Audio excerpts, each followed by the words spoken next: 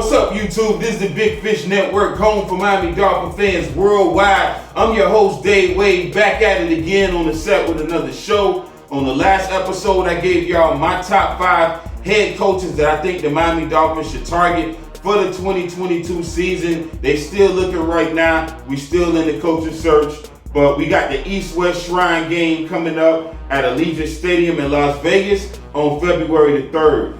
This game is going to hold 125 of the nation's top college seniors to be coached by NFL staffs for a week of preparation in front of hundreds of NFL scouts, professional agents, media members, all leading up to the 2022 NFL draft. The rosters have been set already for the East and the West.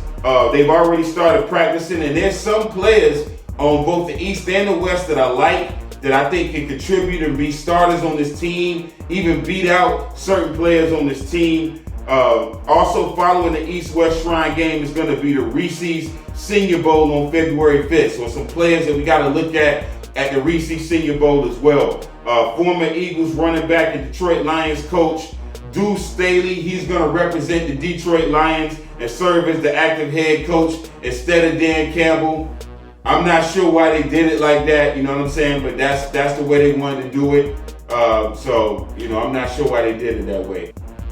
Last year we had Brian Flores doing the East-West, and also, I'm not the East-West, but he did the Reese's Senior Bowl with Stootsville and Gotti, co-offensive coordinators calling the plays.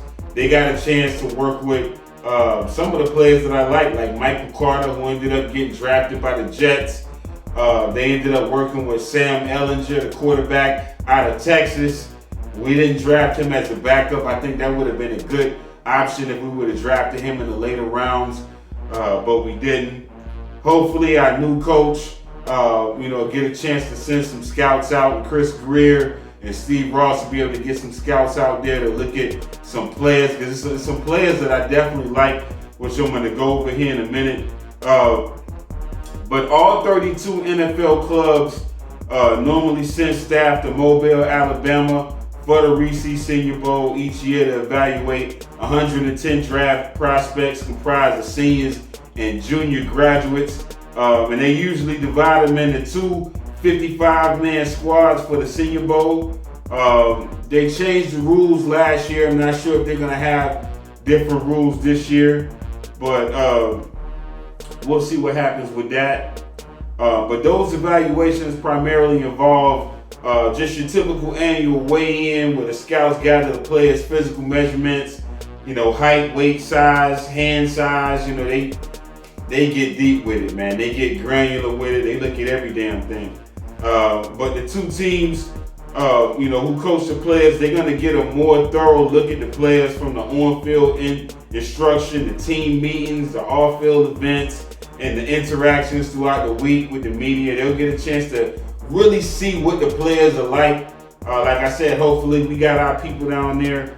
And I'll cover the Senior Bowl in the next video. Right now, I just want to talk about the East-West Shrine game, East-West Shrine Bowl. We currently don't have a coach, so our draft needs may vary depending on how the next coach feels about it.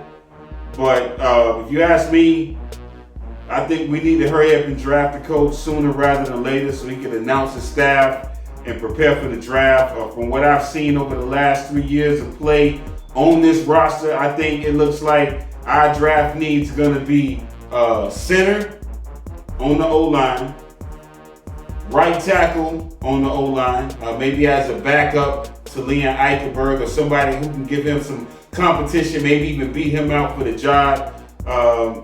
We definitely need running back. I think we need 3 running backs, which I'll mention. I think we need a power running back, a shifty running back, and a versatile running back. I think Myles Gaston, maybe he can fill the versatile running back, like I said, but I've analyzed this draft. I think there's other running backs that I think are better than Myles Gaskin that can take his spot. So I think we need 3 running backs. I also want us to get a fullback out of this draft. So I'm definitely looking at some fullbacks. There's one in particular that I'm going to mention here that I really like. That I think we definitely need to try to get on this team. Hopefully he slides down and slides under the radar. Maybe we can get him as an undrafted player. I think we need 2 wide receivers. We need a tight end. We don't have to have a tight end, but there's a couple that I like. We definitely need a middle linebacker and a defensive tackle on that defensive front. Y'all let me know what y'all think in the comment section about that. Let me know what y'all think our draft needs are.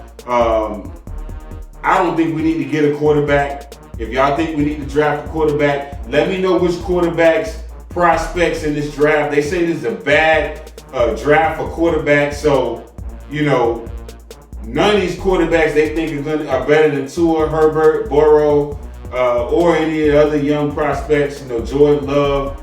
Y'all let me know what y'all think about Kenny Pickett and about some of the other quarterbacks in this draft. But as far as in this East-West Shrine game, the most intriguing players to me are Letty Brown, our running back Letty Brown, 5'11", 216, out of West Virginia. He could possibly be the versatile receiving back on this team that we need and play that Tony Nathan gym kick role.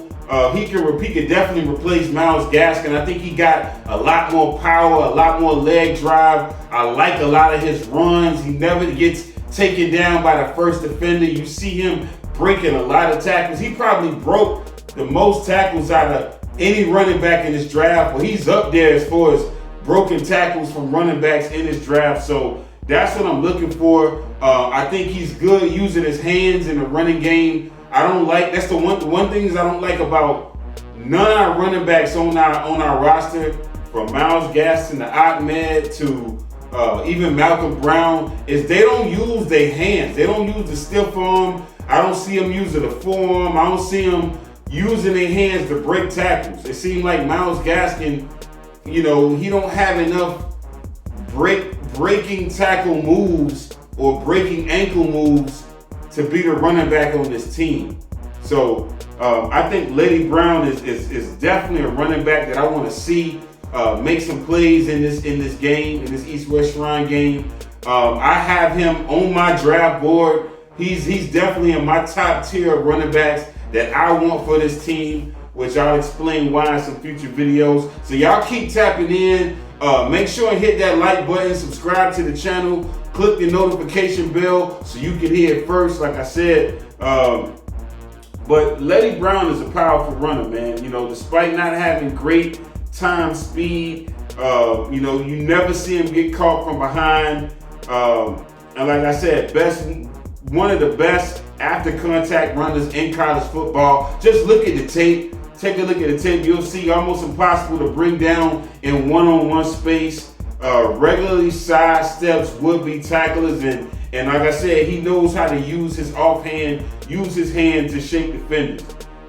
He's a natural runner, got good lateral agility. I like that. Nice soft hands, so he's a good asset in the passing game. He caught 2020, he caught 31 passes for 2 touchdowns. 2019, he caught 17 passes. So he can play that versatile running back role. I think he's more of a, he's better in the running game than the passing game. But like I said, 31 passes he caught in 2020, so he can be good in the running game. In the passing game. He's got good balance. That's another thing. I don't think the running backs on this team got good vision and balance.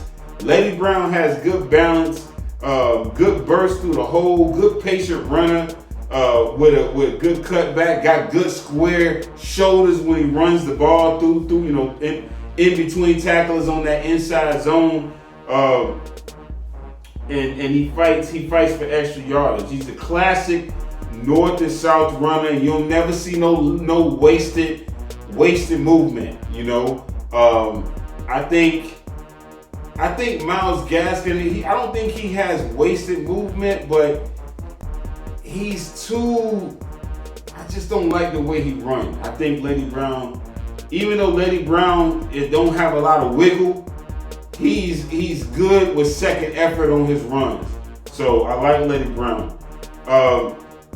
If I had to say some of his weaknesses, not real quick, lacks creativity in his running game. You kind of know what you're going to get with his running style. So, but I like that. I still like the way he runs.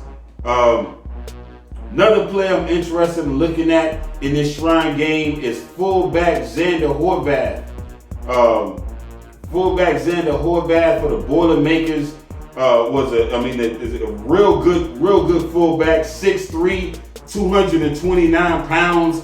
Kind of has that Larry Zonka build. I think he could add another 10 pounds, maybe make him 240. That'll really make him kind of closer to that Zonka mold. But I think he could definitely fit that Zonka role at fullback. He did a lot of good things at Purdue playing running back. Only thing, he broke his fibula, so he did have an injury in a win, 49-0 win over UConn earlier this season. So, they didn't really get a chance to see as much as they wanted to see this year. But for his size, he has good physicality, good athleticism, for his frame. Good hands as a wide receiver, again, in the passing game. That's what Schuler used. He wanted to make sure he was trying to find a fullback that kind of combines Zonka's power and hand punch in the running game, but to be able to have some receiving ability as well. You think of a guy like Keith Byers, Tony Page. They had good receiving abilities as fullbacks. I think Xander Horvath can definitely be a good asset to this offense. At the time of his injury, Horvath averaged 4.6 yards per carry, 9.0 yards per reception for his career. He's been exclusively used as a running back for Purdue, but you can envision him being kind of like Mike Allstott was for the Tampa Bay Buccaneers. So I think he'll be a great option for Tua in this running game. We need to add him. We need to add Xander Horvath. Y'all remember that name. I'm also going to look at. I want to see how center Alec Lindstrom plays. He's going to be playing in this Shrine game. They say he had some pretty good games against Notre Dame, against Missouri, against Clemson, and this year, Virginia Tech. He's 6'3", 298, and he's best with zone blocking, has good football IQ, good quickness. So I think we can, see some movement with him, and I think he can compete with Michael Dieter at the center position. He has good competitive toughness. That's the one thing that the scouts like about him. The bad things they'll say about him would be he needs to play with better play strength. But depending on if we keep our strength conditioning coach or get a new one, we can get him strong. We can get him strong in the weight room. That ain't no problem. He's not that good with man gap blocking, which I think he can get better in, and I'd rather us do zone blocking anyway. I think that's one of the problems with the running game, with the O-line, is I think Eric Stewsville, from what it looks like he's more of a proponent for man blocking. I'm more of a proponent for zone blocking. I think the zone blocking scheme is better because you can, the center can hit this guy, get to the, other blocking, block the linebacker, hit the D tackle, hurry up and block the linebacker. And he can pounce and spring in the running game, and the running back can kind of figure out ways to find holes and cutback lanes. You look at Alec Lindstrom's, you look at his tape with Boston College. Like I said, his IQ is really good. He times his steps well, playing hip to hip, shoulder to shoulder with his line mates. So, he can be that link in the chain on the O-line. And he's got good he knows how to mirror the interior rushes whenever they're trying to get pursuit on the quarterback. That's what we need on this O-line. He's got some pretty decent grades. I think you're looking at projecting him maybe like in the second round, third round. I'm hoping that maybe we can try to look for him in those rounds. But there's other players I want us to get that I have as priority though. So, we'll see. We'll see. We'll see how the chips fall. I think he got a brother that's also in this draft as well. So we'll see. Other players that we might want to follow, we might want to have some scouts looking at is O.T. Jackson Kirkland out of Washington, 6'7", 311. He accomplished a tremendous amount with the Huskies, named the team's offensive lineman of the year as a sophomore in 2019, and first team all Pac-12 the next 2 years.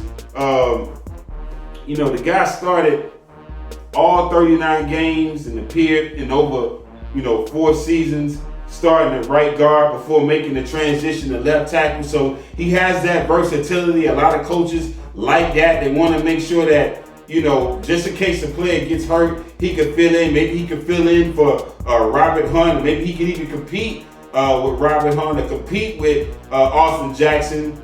So that'll be we'll see how he looks in this game. Wide receiver Charleston Rambo out of Miami Hurricanes, 6'1", 185 pounds.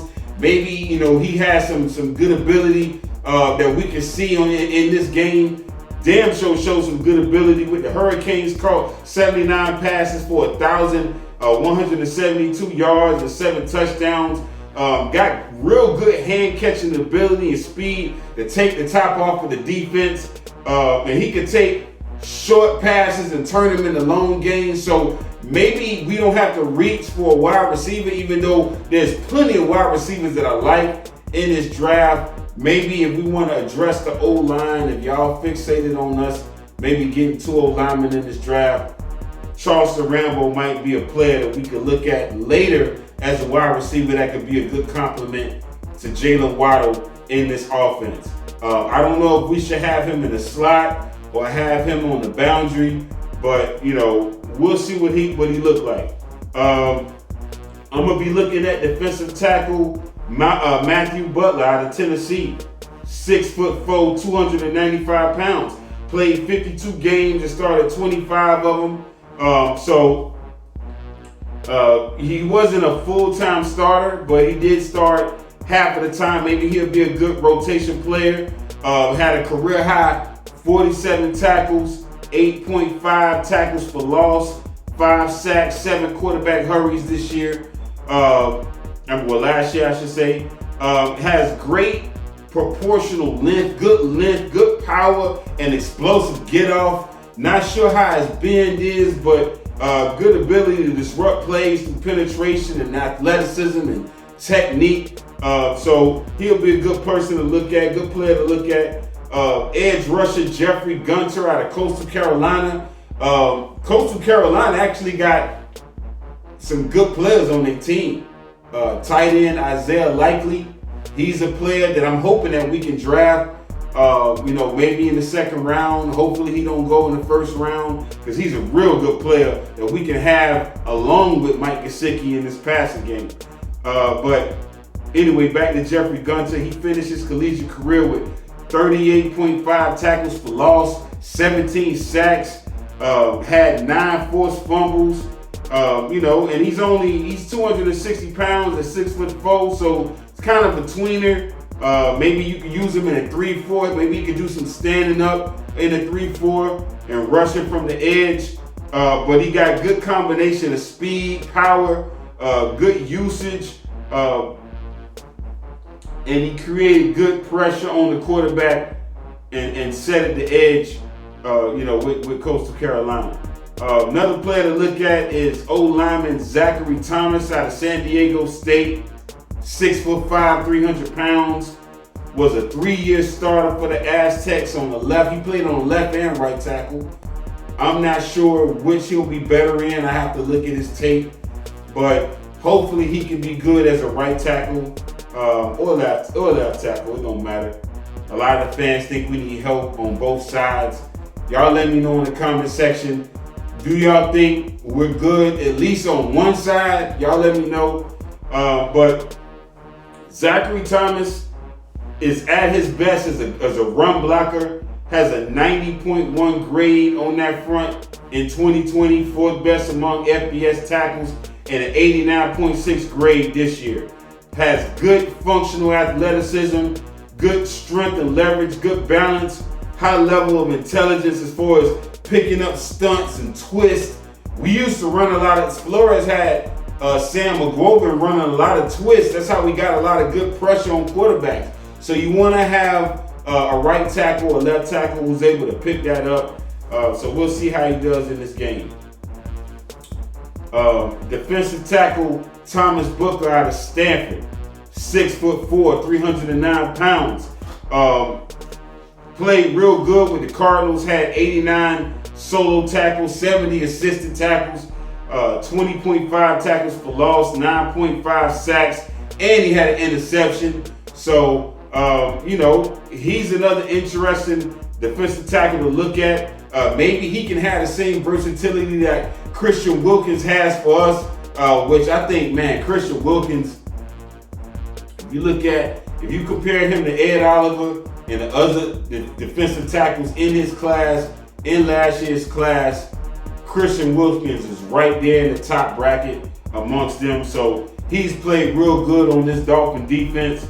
But Booker, 6'3", good first step, good short area quickness. I'm not sure how his 3-cone looks, but we'll have to look at that. But he got, he'll be a good ideal for technique. He'll be a good for technique, real good for technique. We'll see if he can progress at the next level. Wide receiver Tyquan Thornton out of Baylor, 6'3", 183 pounds. Now I think, he may be able to play that T.O. role, in the West Coast offense as kind of a bigger slot motion receiver that you can move around, kind of like how they did Jerry Rice, and he did the same thing Jerry Rice did and more in that scheme. Let's see what he looks like in this game. I want to look at some more of his tape. He finished the 2021 season as the Bears' leading receiver with 62 catches for 948 yards and 10 touchdowns. So, that's impressive. Good movement skills, good natural hands, good vertical speed, and run after the catch ability. So we'll see what it looks like on the next level. And it'll be interesting to see, where he stands on other people's mock drafts. You know what I'm saying? And I would also say maybe Pierre Strong Jr., the running back. He's pretty good. He's pretty good. 5'11", 202 pounds. Good speed, good burst. He can take any run the distance. Above average vision, especially when it comes to reading his blocks at the second level where the linebackers are. Only thing I don't like about him is that straight line runner, and he's kind of inconsistent when it comes to making defenders miss, and that's the problem that I have with Ahmed and Gaskin. If we were to keep Ahmed and Gaskin, I think we should choose between one of the two. I don't think we should keep both of them on the roster. Chris Greer, I know you love your picks, but I really think both of them need to go. But if you keep one, I would say maybe keep Ahmed because he got a little bit more burst. I like some of the plays that he had with Tua more than Gaskin. It seemed like he had a little bit more explosiveness than Gaskin. Y'all let me know in the comment section what y'all think at the running back position between those two. Or who do y'all see in the draft? Maybe that we should add. I'm gonna cover all of that. I'm gonna cover my top 5 running backs in the draft, top 5 receivers, top 5 everything for each position that I see in the draft. I think it's a deep draft class. It'll be interesting to see where everybody falls. I got my favorites. My board is tight. You know what I'm saying? And I got players that I really hope we get in this draft. That's why I want Chris Greer to maybe trade down. Let me know in the comment section if y'all think we should trade down or trade up or have some movement in the draft. You know what I'm saying? I know it's kind of early, but let's get the draft talk going. You know, we still got the Super Bowl coming, where it's it's going to be the Cincinnati Bengals with Joe Burrow. My God, just leading them past the Chiefs. You know, that was a crazy game. You know, they ended up winning that game. So there's going to be a lot of talk about that, you know, throughout the week and leading up to the Super Bowl. So, you know, the Bengals against the Rams. Matt Stafford finally got it done, but he got it done with free agents. The Bengals chose to ignore all the noise, which I think Chris Greer and Steve Ross should do. And, you know, they built through the draft. They already had Mixon on the squad before Joe Burrow got there. He had good players on offense already, you know, and that defense really stepped up and stopped, you know, made the game close against the Chiefs to where they can win that game. And now they on to the Super Bowl, you know, and Joe Burrow did it. I think Tua could do it. You know, Justin Herbert could do it. Jordan Love could do it. Any of these quarterbacks really could do it if you put the right pieces around them. I'm going to talk about all the pieces that I think we need to have around Tua, both in the draft and free agency. Y'all let me know what y'all think. But until next time, signing off, TBFN.